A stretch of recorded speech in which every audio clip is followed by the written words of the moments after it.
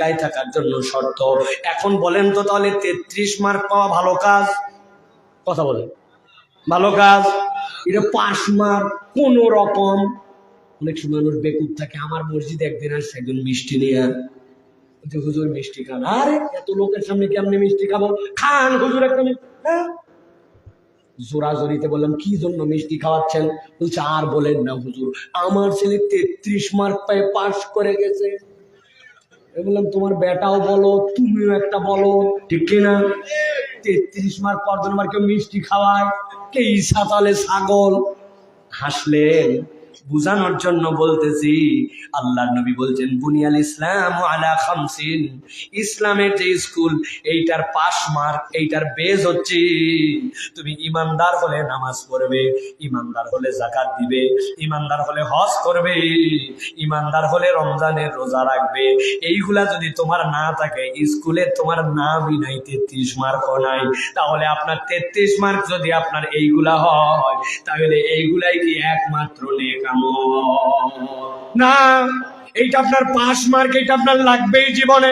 কিন্তু আল্লাহ বলছেন ও আমিলুস সালিহাত মিনহুম মাগফিরাতাও ওয়া আজরুন আযীমা। বান্দা তোমার সাথে যেন একটু নেক আমল যুক্ত হয়। নেক আমল কি? মসজিদে গেছেন, 5 মিনিট হাতে সময় আছে, যাওয়ার পরে বসে যান নাই, চিন্তা করছেন 2টা রাকাত তাহিয়াতুল ওযু পড়ি, 2টা রাকাত দুখুলুল মসজিদ পড়ি, পরে তারপরে বসছেন, সময় আছে, চুপ করে বসে নাই। সুবহান রাব্বিয়াল আযীম, সুবহানাল্লাহি ওয়া বিহামদিহি, সুবহান রাব্বিয়াল আযীম তাসবিহ করতেছেন। মাঠের মধ্যে ধান লাগাচ্ছেন, মাঠের মধ্যে নিড়ানি দিচ্ছেন, জমি পরিষ্কার করতেছেন, পড়তে আছেন আস্তাগফিরুল্লাহাল আযীম, আস্তাগফিরুল্লাহাল আযীম।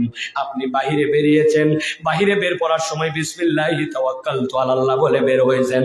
জামাটা দিচ্ছেন গায়ের মধ্যে, ডান হাতটা বিসমিল্লাহ বলে দিয়ে বলছেন আলহামদুলিল্লাহিল্লাযী কাসানি হাযা সাওব মিন গায়রি হাওলিন মিন্নি ওয়ালা কুওয়া।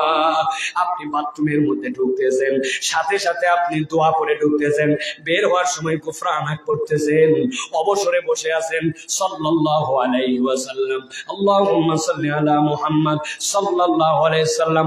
আপনি চলতে ফিরতে উঠতে বসতে নেক আমল কেবল বাড়ানোর চেষ্টা করতেছেন।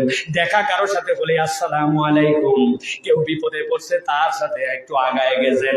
আল্লাহ বলছেন বান্দা তুমি হিসাব যদি করো আর এরকম করে আমল নামায় যদি নেক আমল বাড়াতে থাকো, আল্লাহ বলছেন আমি রব তোমাকে অটোমেটিক মাফ করে দিব। তাহলে এটা 1 নম্বর। সাথে নবীজি বলছেন যদি কেউ আল্লাহ রাব্বুল আলামিনের কাছে ইস্তেগফার করে, আমি তার জন্য 3টা বোনাস দিব। কয়টা? মুখস্থ করেন।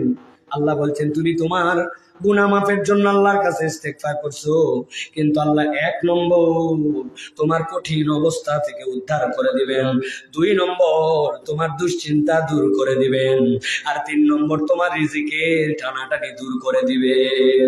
বান্দা যখন আল্লাহর কাছে ইস্তেগফার করে, আল্লাহ ওই বান্দার রিজিকের টানাটানি, পেরেশানি আর দুশ্চিন্তাকে আল্লাহ দূর করে দেন। সুবহানাল্লাহ। তাহলে এটা 1 নম্বর, মুখস্থ করেন। 2 নম্বরে কোন বান্দা যদি আল্লাহর কাছে ক্ষমা চায়, তাহলে ওই বান্দাকে আল্লাহর কাছে ক্ষমা চাইতে হবে। মুখ দিয়ে আল্লাহকে বলতে হবে রব আমি তোমার কাছে ক্ষমা চাই। এটা আমার কথা নয়, আল্লাহ সূরা নিসার 110 নম্বর আয়াতের মধ্যে বলছেন ওয়া মাইয়া আমাল সুআন আও ইয়াজলিম নাফসাহু সুম্মা ইস্তাগফিরিল্লাহ ইয়াজিদিল্লাহ গফুরার রহিমা।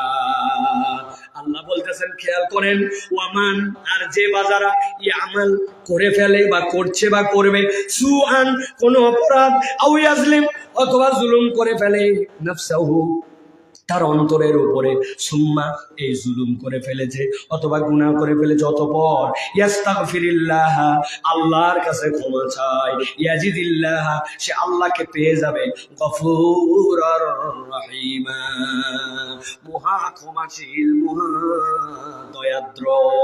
আল্লাহ এই জন্য চান আমার বান্দা আমার কাছে ক্ষমা চান, ঠিক না?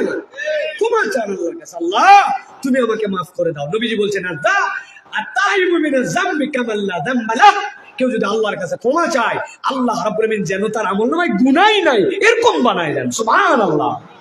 কিন্তু আমরা আমাদের অভ্যাস এমন করছি, অন্তরটাকে এমন শক্ত করে ফেলেছি, আমরা আল্লাহর কাছে ক্ষমা চাই না, চাইলেও বেয়াদবের মতো চাই।